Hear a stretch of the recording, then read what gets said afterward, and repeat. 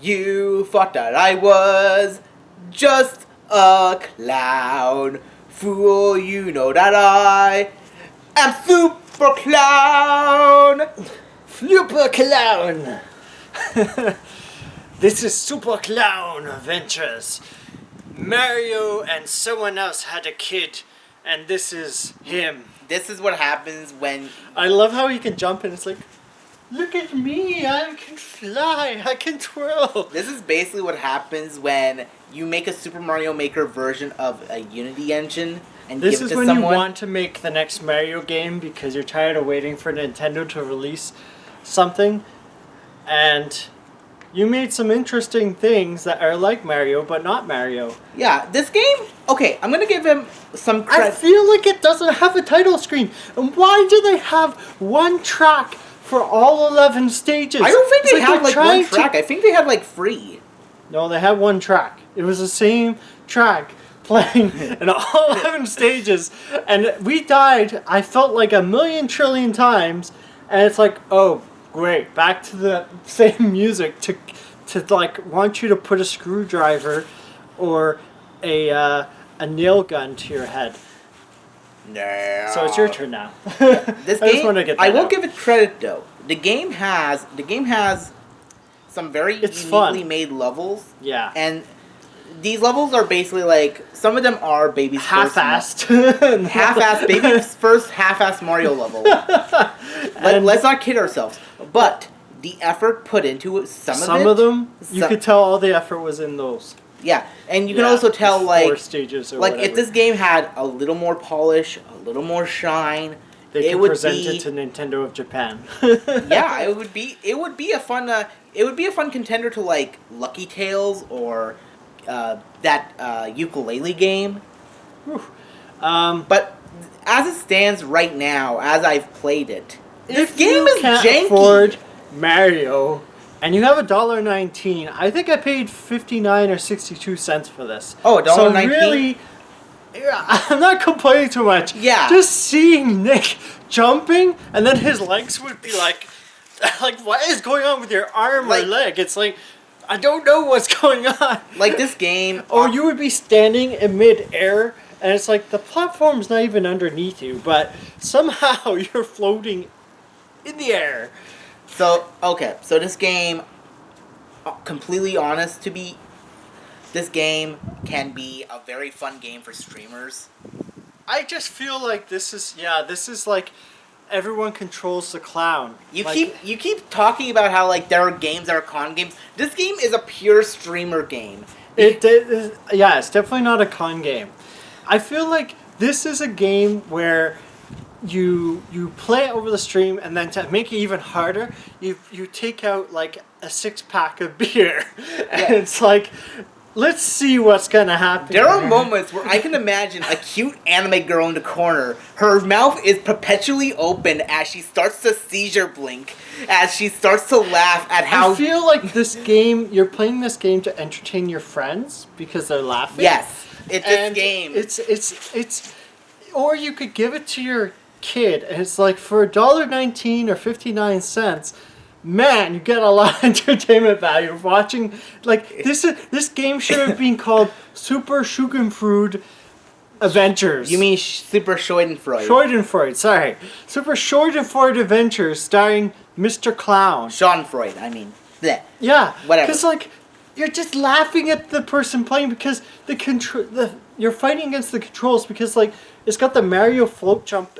I swear the person that made this game purposely made it so like, no, you don't have the precise controls of Mario. We're gonna make you have Luigi controls, and you're gonna float through the air, and it's like, whoop! Oh no, I missed.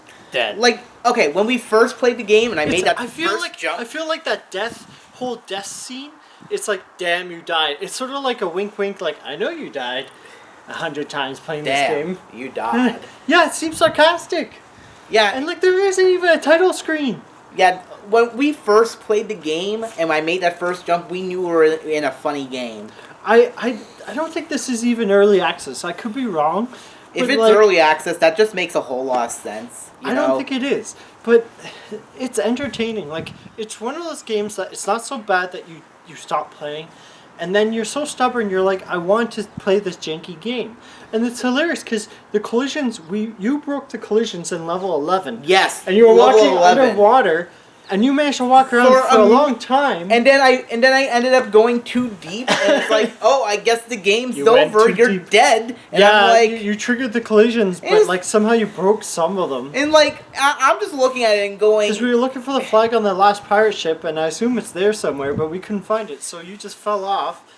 And here's the thing. Here's the thing about this game. This game is jank, but it's not like jank a good kind of jank where you can manipulate the jank to your favor. There are some moments in the game where I would leap across platforms, and it felt awesome. And the spike knocked you back on to the next platform. Like, this game is a really good, like if you want to be a speedrunner, this game would be like a good like training wheels or like a good starting tool because of just how not well made the levels are and how the physics are. It could allow anyone to basically break the game and get faster and faster I feel like times. it's okay level design. Like, you could sort of feel like they sort of abandoned finishing up levels, and like the fact you could actually walk on top of the walls in the first level is just hilarious. Oh, there's one level where it's like it's implied you had to go through a maze, but we just said fuck that. We jumped over the fence to get the flag. Like, yeah. I found this game was entertaining. For the $1 or so I bought it. Like, I only just got it yesterday, so I mean, it's probably the best cheap 3D platforming game on Steam that I've seen. Most platformer games you have to invest like $40, $80 in. Like, I guess Ukulele's now 20. Like for less, for as much as we clown on this game is really good. For entertainment value. I can't believe, like, I feel like I got my dollar's worth from our session. Like, this game is, I wouldn't call it the room of platformers, maybe actually, but like it's so bad that it's good, and but don't let this discourage you. If you are the creator and you're listening, don't let this discourage you. There's some good potential here for a sequel. Continue polishing. We want a sequel. That's what we're saying. And also, yeah, like, saying. I don't know, maybe you can clown around and have a good time. So, what do you give this? For entertainment value, I would say, I don't know, I'd give it a 9 for entertainment. For actually ever playing this game again, unless we get a sequel, probably a 4 or 5. Because it was funny, but once you've played through all 11 levels, it's like, it's sort of a game you gift to someone on their birthday, and it's like, here, I love you, here, have this game, and you're like, you know, they're going to enjoy this game. For entertainment value, I would also agree, a 9 out of... I would probably, for entertainment value, it's a 10 out of 10. For, like, because there's, a lot of crazy stuff that happens, and it's really good. But in terms of, like, the practical, like, if we have to be professionals about this, and I mean, like, professionalism in a game, in an industry where you're supposed to have fun. What the fuck? Professionally wise, I'd give this like a 7. Yeah, it's entertaining, but I know that sounds too high of a score, but there's potential here. I'm always a guy who thinks... For the sequel. Yeah. I always think there's always potential for stuff to be good.